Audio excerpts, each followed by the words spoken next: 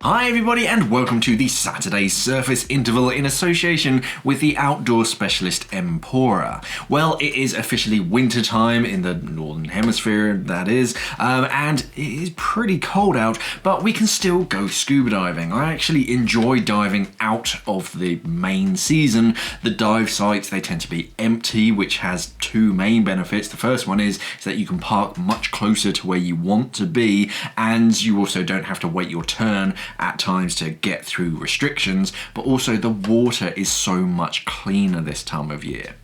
With less sunlight and colder waters and fewer divers stirring everything up, there's actually less particles in the water. The algae tends to drop down to the bottom and all the other sediment just naturally starts to settle. Marine life is usually more sedate too, so you can see it from further away and you can get that much closer to it before it decides to swim off. But cold water diving does take some extra thought.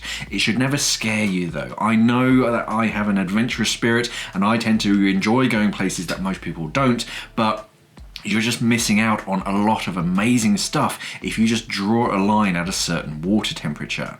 So if you want to start pushing your boundaries and diving for more of the year than just the most popular busy season, then keep watching. So the first thing is your exposure protection, and if you're cold on a dive, then it's not because the water is cold, it's because you are not wearing enough exposure protection. When the weather turns cold, you need to increase your exposure protection either by wearing thicker or extra wetsuits or upgrading to dry suits for more efficient protection from the cold. Keeping your body heat in is all about layers. The perfect dry suit configuration has 3 layers in it. A base layer that goes against your skin that is soft but actually is relatively thin.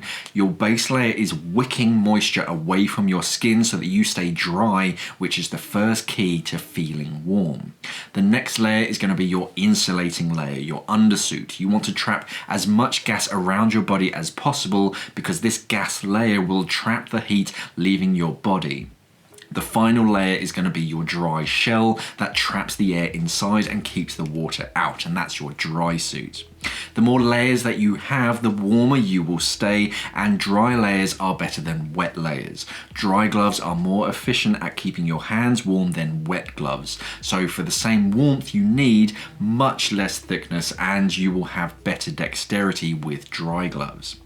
Now, when you're getting kitted up and getting undressed too, it's important to do it in stages and do it properly. Take that extra moment when you're getting kitted up to pull up your leggings all the way everywhere and overlap your layers around your midsection as well so that they don't ride up or start to slip down. Pull your socks up all the way, and if something feels like it's slightly loose or it will ride in whichever direction, then fix it then and there. There's nothing worse than a sock that's slipped down or a top that's starting to ride up and exposing your rock hard abs to the cold whilst you're actually in your dry suit or worse, on the dive. Another option for you when the weather turns cold is to use some electricity to warm you up. So these suits exist for both wet and dry suits and contain heating wires that actually produce heat. The most traditional is a heated vest, but you can get heated suits and even heated dry gloves now that warm up key areas on your body, but there are some caveats to heated suits. The first is a battery. Obviously you need a battery to power these suits, which produces a few issues. The first one is, where are you going to put this battery? To power a full-size heated suit for a sensible amount of time, the battery needs to be quite a decent size. You can put it inside of your suit, but that means that you have absolutely no access to it if there is a malfunction. You can't literally get to it inside your dry suit to unplug it or to change any settings.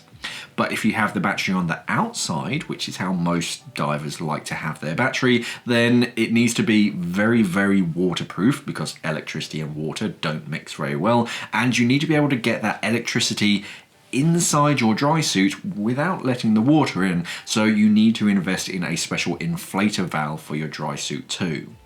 The other thing about heated undersuits is that you need to understand how they can affect your scuba diving. Changing your skin and body temperature on the fly can accelerate and decelerate your decompression, and your dive computer doesn't know which. Being warm at the beginning of the dive is really nice, but it means that you're absorbing lots of gas. If your battery suddenly runs out or stops for whatever reason on the way back up at the end of the dive, then you won't be off-gassing as fast. So consider your decompression when you're looking at heated undersuits, because they can affect your dive profile. Mpora is an online magazine that is all about inspiring adventure. Whether that adventure involves sliding around on a snowy mountain, pulling yourself up a rock climbing wall, riding your bike through wooded trails, surfing barrels down at the beach, and yes, of course, exploring the underwater world, Mpora is a website that has got you covered. Mpora has everything from interviews, previews on new equipment, reviews of equipment, downright news, and everything that you need to keep clued up on the big outdoor issues. Mpora has got the lot, so definitely check them out after this. Preparation is key when it's cold. If you try to cut corners, you are going to suffer. The first thing is you need to prepare well before your dive, and I'm talking days and even weeks beforehand, to the point where I'll actually get my regulators tweaked just a little bit so that they're better suited for colder waters by taking it to a regulator technician.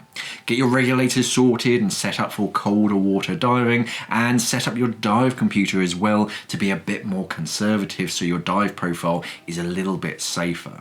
Once your gear is tweaked for cold waters, you need to make sure that you bring everything that you could possibly need.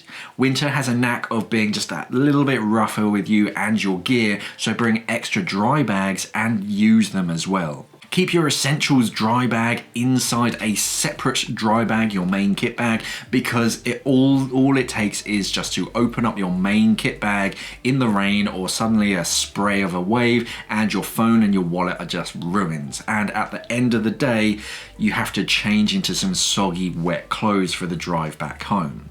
Dry bags are your friend and keeps things organized as well. One thing that I usually do is actually wear my undersuit in the morning. There's no sense in wearing a hoodie and jeans like normal, warming those up with your body heat over breakfast and your drive to the dock, only to take these nice warm clothes off and put on a cold undersuit and just waste more body heat trying to warm that up. Sure, if you have to pop into a coffee shop, you get a few looks, but who cares, to be honest? It's also better if you have an extra pair of hands when you're actually getting kitted up. Getting kitted up for cold water dives takes a lot longer in the cold, and it's near impossible all by yourself. Once you get your gloves on, or at least one glove on, you can't do a lot. So try to use a tender or at least a dry, warm body that isn't going on the dive, because they'll have nice, nimble fingers to help you with your gear, checking your seals, getting things where you want them. So the most that you really need to do is just fall in the water. When you're actually in the water, avoid pressing your purge button, especially on the surface. This is just begging for the valve to freeze. So if you do need to clear your regulator or check it for function, then do it sort of in your mouth, or at least close to a buddy that can shut the valve fast, or someone with some hot water to pour on the valve so it doesn't freeze. After the dive, you want to get as dry as soon as you can, but resist the temptation to jump in a hot shower. Again, quickly warming up your skin is going to speed up decompression right in that spot. You want to warm up naturally. Your body is amazing at warming itself up at the correct rate. Your only job is to keep it from getting any colder, so make sure that you shelter from the wind and rain and cover your head as well. Now, I like to stay in my dry suit for as long as possible after a dive because it keeps me dry and it keeps me warm, but my dry suit is breathable, which keeps me very comfortable. But if you do feel like you need to get some fresh air, then try to get your scuba gear tied down and squared away first before you get out of your dry suit. Then get your dry gear sorted out so it's easy to change into. It's more comfortable to break your kit down in normal clothes because you're a bit more nimble, but you're just going to end up getting your normal clothes wet, and then you're just going to suffer later because they never dry whilst you're actually wearing them.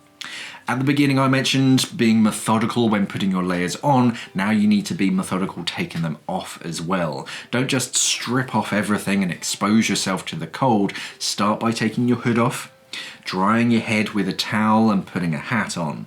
Then take your gloves off for dexterity, work your way down your body, swapping your dive kit off for dry clothing. You want to cover up what you've only just exposed before exposing any more, and that will keep you warmer and a bit more functional instead of just stripping everything off and then trading it for really cold new clothing. So have you been initiated and baptized in cold waters before, or are you just kind of thinking about looking to start to dip your toe in the northern waters? I seriously recommend you at least try diving in colder waters.